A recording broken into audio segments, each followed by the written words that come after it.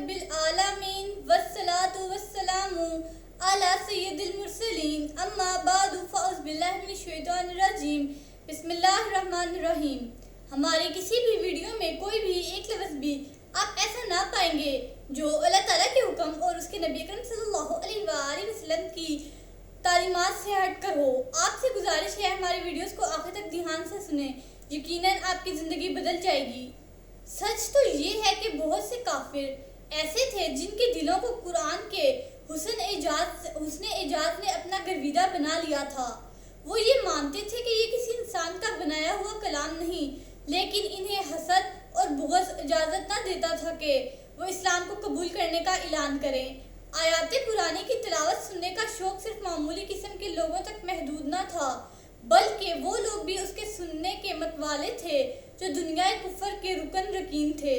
چنانچہ امام ابن ہشام نے اپنی سیرت کی شہرہ آفاق کتاب میں ایک حیران کن واقعہ قلم بند کیا ہے۔ حضور نبی کریم صلی اللہ علیہ وآلہ وسلم رات کے وقت تنہائی میں قرآن کریم کی تلاوت فرمایا کرتے تھے۔ ایک رات اس روح پرور تلاوت کو سننے کے شوق میں ابو سفیان آیا اور چپکے سے ایک کونا میں چھپ کر بیٹھ گیا۔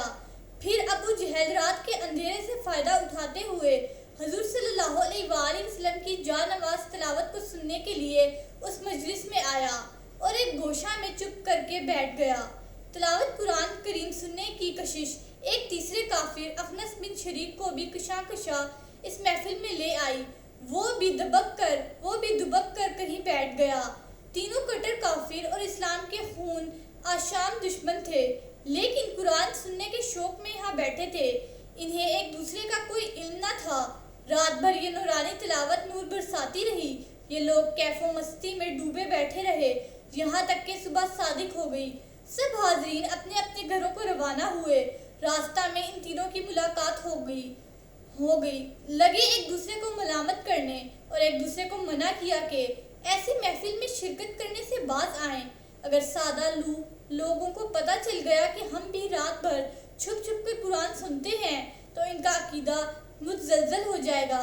خبردار، پھر ایسی حرکت نہ کرنا۔ جب دوسری رات آئی تو ان تینوں سے صبر نہ ہو سکا۔ تلاوت سننے کی بے قراری ہر ایک کو پھر وہاں کھینچ لائی۔ ہر ایک یہی سمجھ رہا تھا کہ صرف وہی آیا ہے اور کوئی نہیں آیا۔ کیف و سرور میں ڈوبی ہوئی رات پل بھر میں بیت گئی۔ صبح کا اجالا پھیلنے لگا۔ سب اٹھے اور گھروں کو روانہ ہوئے۔ راستہ میں پھر اچانک ایک دوسرے کا سامنا ہو گیا۔ پھر ایک دوسرے کو مطعون کرنے لگے اور پھر تائید کی کہ آئندہ یہ غلطی نہ کرنا ورنہ بے وقوف لوگ گمراہ ہو جائیں گے۔ تیسری رات نے جب اپنے پر پھیلائے، ساری کائنات ظلمت شب میں ڈوب گئی۔ شوق کی چنگاریاں پھر سلگنے لگی۔ بے قابو اور بے اختیار ہو کر پھر ادھر کا رخ کیا جہاں سے اللہ تعالیٰ کے محبوب صلی اللہ علیہ وآلہ وسلم کا دلکش لحن سنائی دے رہا تھا۔ یہ رات بھی بہت جلد صبح آشنا ہو گئی۔ وہ بھی اٹھے اور گھروں کو روانہ ہوئے۔ راستہ میں تینوں کی مٹ بھیڑ ہو گئی۔ فرد خجالت سے ایک دوسرے سے آنکھیں ملانے کی جرأت نہیں کر سکتے تھے۔ آج پختہ عہد کیا کہ آئندہ نہیں کریں گے، ہم یہاں سے رخصت نہیں ہوں گے جب تک پھر یہاں واپس نہ آنے کا پکا عہد و پیمان نہ کر لیں۔ جب صبح ہوئی، اخنس بن شریک نے عصا پکڑا اور اس پر ٹیک لگاتا ہوا ابو سفیان کے گھر آیا اور اس سے کہا، اے ابو الحنظلہ، مجھے بتاؤ جو کلام تم نے محمد صلی اللہ علیہ وآلہ وسلم سے سنا ہے اس کے بارے میں تمہاری کیا رائے ہے؟ ابو سفیان نے جواب دیا، اے ابو سالبہ، باخدا بعض چیزیں جو میں نے سنی ہیں ان کو میں جانتا تھا اور ان کا مفہوم بھی مجھے معلوم ہے، لیکن بعض چیزیں ایسی ہیں جن کو نہ میں جانتا تھا اور نہ مجھے ان کا مفہوم معلوم ہے۔ اخنس نے کہا، اس ذات کی قسم جس کی تم نے قسم کھائی ہے، میرا بھی یہی حال ہے۔ یہاں سے فارغ ہو کر اخنس ابو جہل کے گھر گیا اور اس سے پوچھا، اے ابو الحکم، جو تم نے محمد صلی اللہ علیہ وآلہ وسلم سے سنا ہے اس کے بارے میں تمہاری کیا رائے ہے؟ ابو جہل نے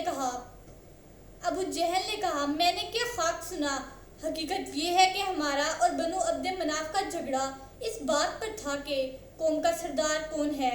اس شرف اور سیادت کو حاصل کرنے کے لیے انہوں نے بھی اپنے دسترخوان کو وسیع کیا اور ہر غریب مسکین کو کھانا کھلایا، اور ہم نے بھی ان سے بازی لے جانے کے لیے دسترخوان کو وسعت دی اور ہر غریب مسکین کی ضیافت کا اہتمام کیا۔ انہوں نے بھی لوگوں کے بوجھ اٹھائے اور ہم نے بھی بوجھ اٹھائے۔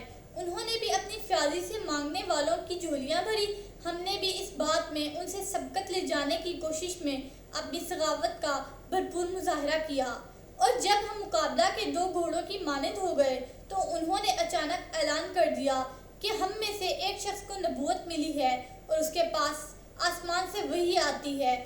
ہم یہ دعویٰ کیسے کر سکتے ہیں؟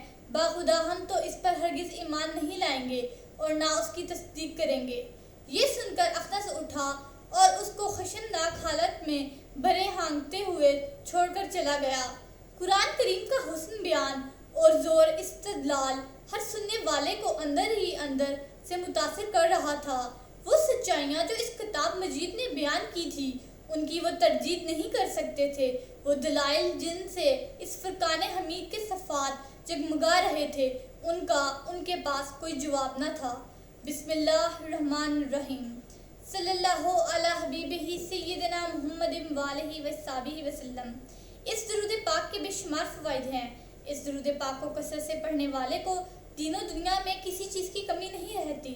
سکون قلب کی دولت سے مالا مال ہو جاتا ہے، دشمن دوست بن جاتا ہے۔ اگر کوئی چاہے دل کی کدورت، کینہ، دل کا میل، بغض، حسد اور اخلاق رذیلہ دور ہو جائیں تو اس درود پاک کو کثرت سے پڑھیے۔ This درود has numerous benefits.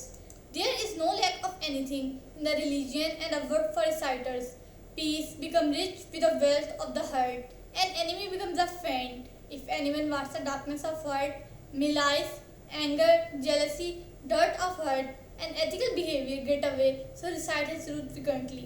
سیرت النبی صلی اللہ علیہ وآلہ وسلم کا یہ سلسلہ جاری رہے گا۔ حضرت محمد خاتم النبیین صلی اللہ علیہ وآلہ وسلم کی حیات طیبہ کا ہر ایک پہلو بیان کیا جائے گا۔ آپ سے گزارش ہے ہمارے ان ویڈیوز کو دیکھتے رہیے۔ اللہ تعالی ہمارا اور آپ کا حامی و ناصر ہو۔ شکریہ۔